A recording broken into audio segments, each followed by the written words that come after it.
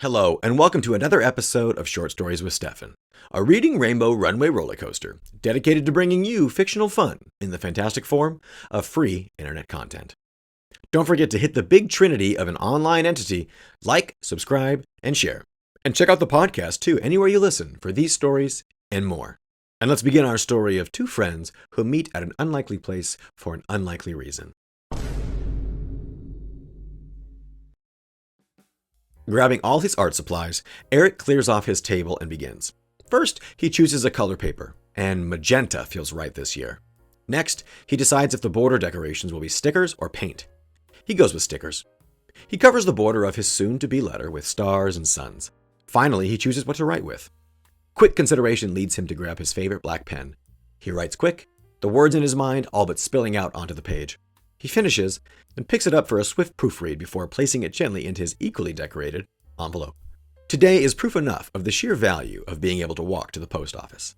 As Eric approaches the big blue outgoing mail pickup spot, another kid is walking towards it with a highly stylized envelope of his own.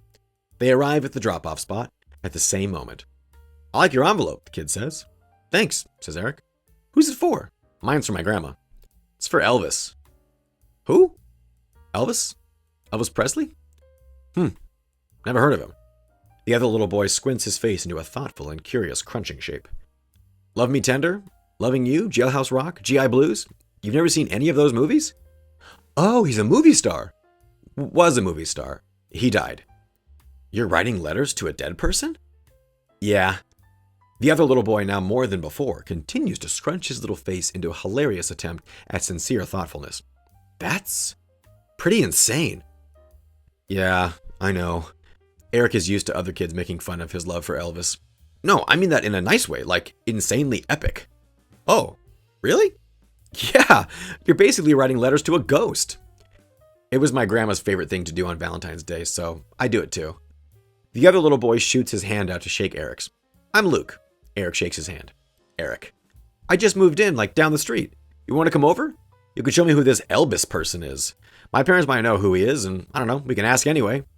"Elvis," Eric gently corrects. "Oh yeah, Elvis." "Sure, I'll just text my mom and dad real quick. What's your address?"